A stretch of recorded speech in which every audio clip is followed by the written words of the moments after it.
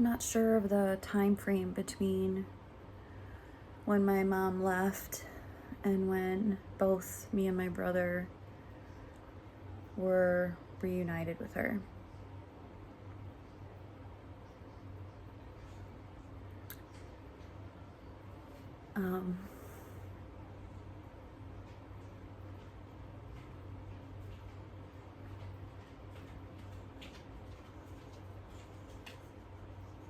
I remember running into a stack of my father's Playboys and getting in trouble for it. And my grandfather had told my father to beat me with a belt. So he did. And I wouldn't stop crying. So he hit me again. And I wouldn't stop crying. And so he hit me again. And he did that until I stopped crying.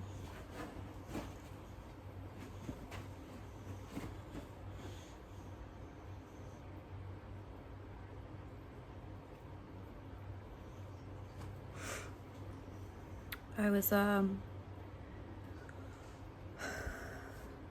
made to stay in that room. And the whole time I was freaking out. I was wondering what was going on with my brother. Was the same thing happening to him? Were they hurting him? What was happening?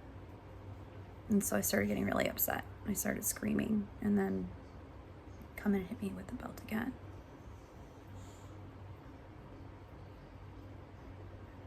And I finally asked him, I'm like, where's my brother? Where's my brother? And he brought him to the door, and I saw that he was okay. And so I settled down a little bit. And he told me to sit in there and be quiet. And this continued day after day, day after day. I don't know for how long. I just know that my first initial memory of this incident was sunny outside, because there was a window and they tied my wrists with twine, and I was looking out the window. And I remember looking at the neighborhood kid who was outside playing, and there was grass on the ground. It was like, that fresh cut green grass smell kind of weather.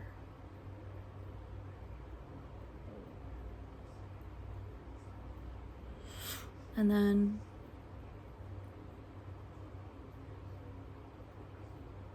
I have another memory where there's snow on the ground. It's winter time, and I'm looking at the same neighborhood kid, and he's ice skating outside in his backyard.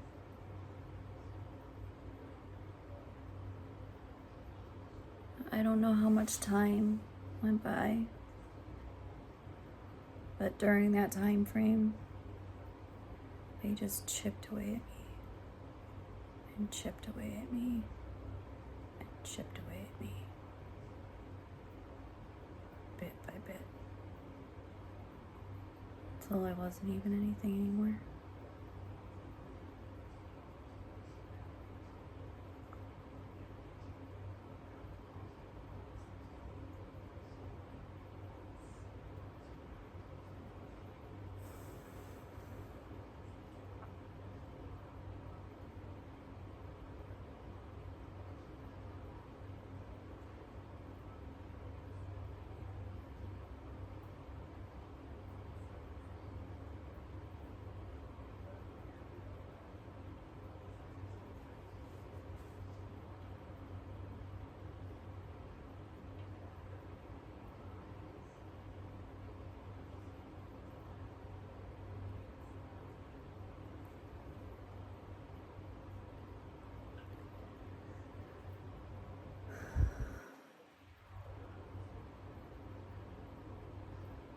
eventually got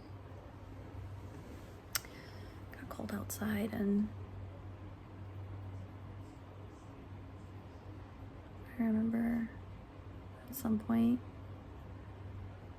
being chained to do a post with it around my neck to where I had to hunch over to walk. It was behind the garage, not real visible for anybody.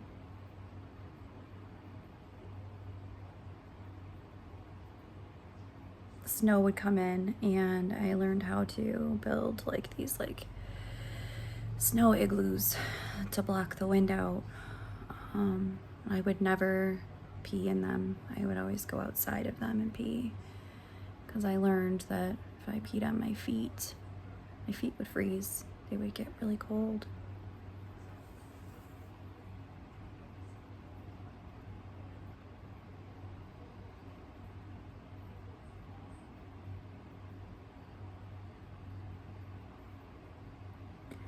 There's so much that I'm skipping and not saying, which really kind of makes my story somewhat inauthentic, because we're missing so many parts of it.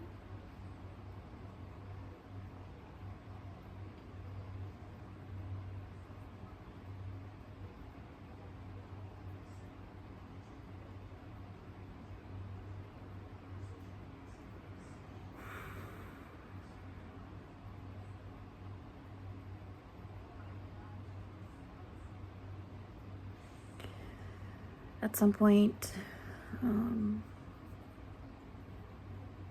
I was groomed by my father.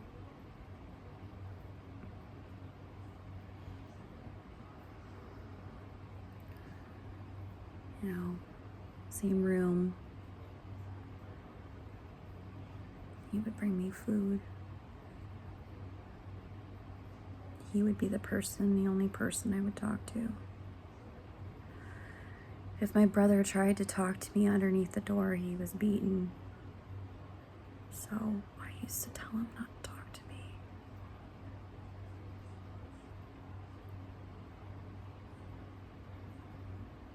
In the beginning, we would stick our hands underneath the door and we would just touch hands, just to touch each other.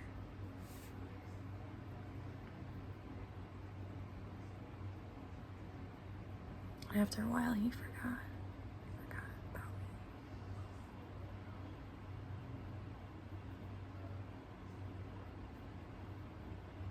me. As long as I heard him playing in the hallway, I knew he was okay. As long as I heard him playing in the hallway. But if I heard him yelling, getting upset, or him crying, or anything like that, I would just instantaneously go into a panic. Absolute fucking panic.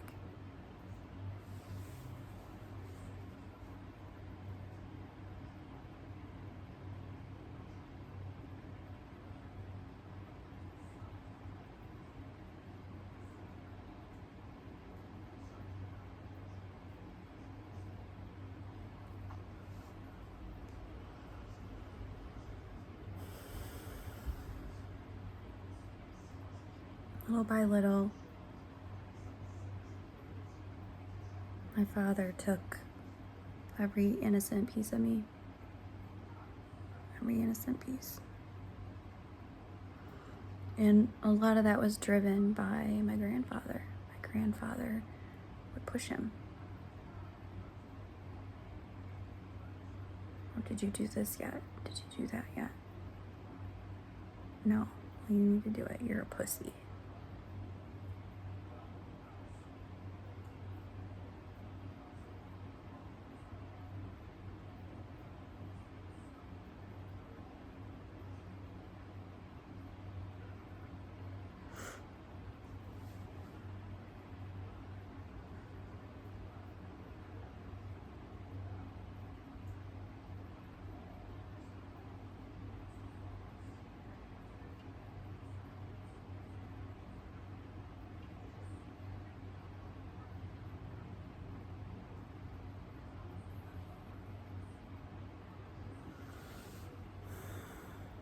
think at that point,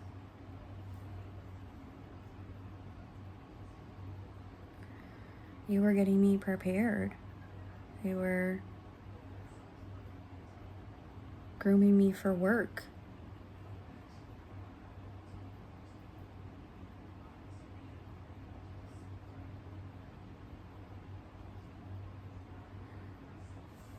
My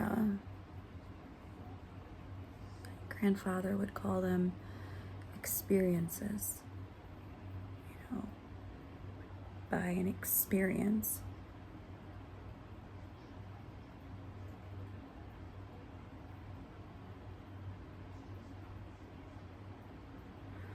And I remember my grandmother getting me ready. I had on a dress, which was very common. Skirts and dresses were very common in that household.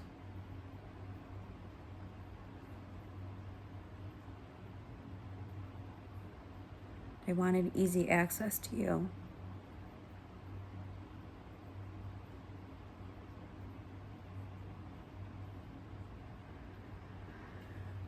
I had a dress on, and I had those like off-white cotton kind of sweatery material with the ribs in them from like the 80s.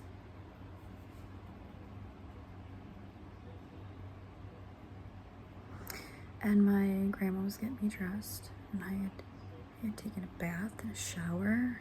I was clean, and I mean, I was like, wow, pretty dress. It's pretty special. I didn't get to do anything like that ever.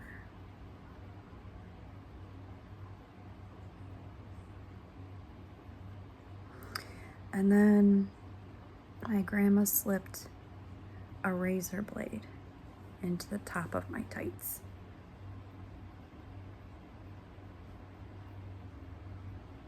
And I remember it poking me, and that it felt weird, and she looked at me, and she just went.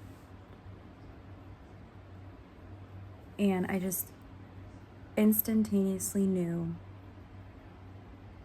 this was supposed to be mine and her secret, and it wasn't to tell anybody at all. And I didn't know what I was going to do with this thing, but I knew she knew something I didn't know.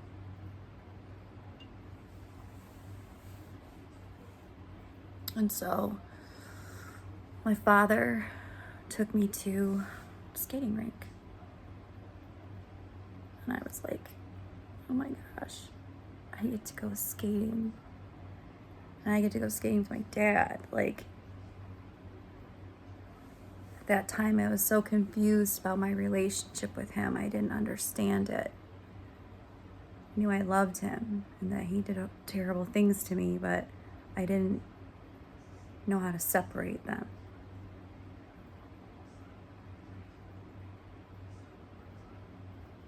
So I was excited. I was excited to go roller skating with my dad. I thought it was gonna be the most fun I ever had in my whole life. And I got my skates on, and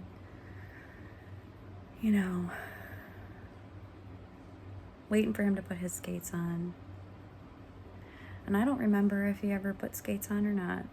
I can't remember that part. I don't think we were there very long before he told me to try and go to the bathroom. I didn't have to go to the bathroom. But he's like, just go ahead, go try. I'll try and go to the bathroom. Okay. All right, well, Dad says I should try and go to the bathroom. I guess I should try and go. So I go and I head into the stall, and I feel this huge push from behind me, knocks my head into the wall. And I just am being grabbed and whatever, and I don't know what's going on, and I'm losing like kind of where I am in the room, and I'm getting my head knocked in and all this other stuff, and all of a sudden I remember this razor blade. And so I grab it as quick as I can, and he's going for my tights too, and I'm grabbing for the razor blade, and I don't want it to fall, and I'm like, oh my God, it's gonna drop, it's gonna drop. And I grabbed it, and I got him one time, and it fell out of my hand into the toilet, and he went running out of the stall. And when I fell backwards, I hit my head on, the handle. I think I knocked myself out for a little bit. And then when I came to, there were a bunch of little girls above me asking me if I was okay. And I was like, what was going on? But I just knew I needed to find my dad. And so I head out there, and I'm like, oh, I'm gonna find my dad. I'm gonna find my dad. And I look across, and he's talking to the guy that attacked me. He's handing him money. And he's kind of yelling a little bit. And then I just look across, and I yell, Dad. And when he turned around and looked at me, I started puking, and I passed out.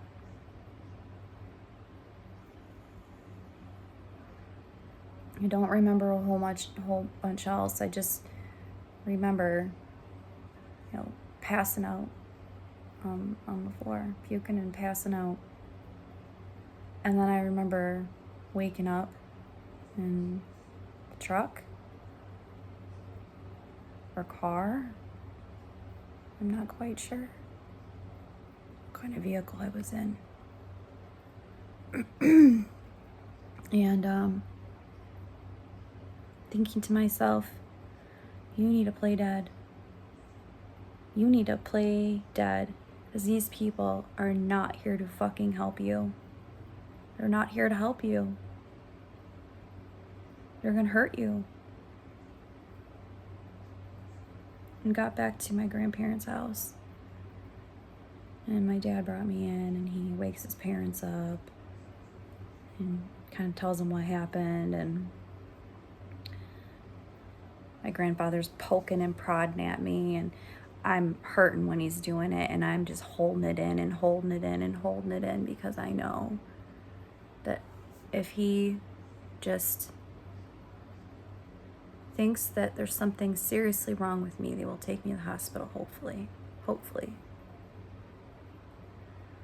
Well, that didn't happen. They called my mom. And they said something happened to Christy. And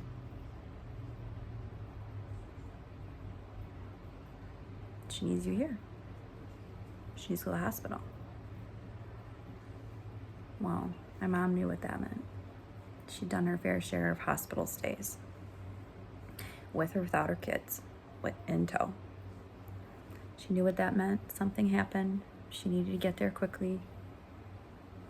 It was bad. So she showed up. She scooped me up. She took me to the hospital. At least I think she took me to the hospital. That part's a bit fuzzy. But I just know that I was with her after that. My brother was still with them, but I was with her. And she had an apartment, and she was trying to go to school. She was working real hard. I don't know how long I was with her until my grandmother came along. Told my mom that she had gotten out of the situation she was in too, that she was available, could help, with me, whatever. My mom was grateful for the help.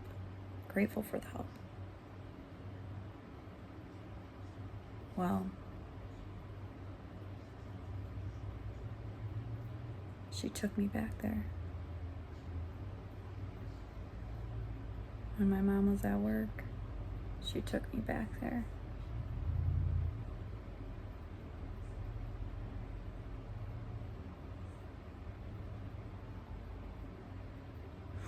And at that point, I mean, how do you get your wife, who was an abused woman, to do something like that? Well, he was drugging her and getting her drunk and all this kind of stuff. And so she was drunk all the time too, now, with them. She became one of my abusers after that. She still had some shining moments here and there where there was some humanity in her. And I even saw humanity in my father sometimes. I never saw humanity at all in my grandfather. That man is pure fucking evil.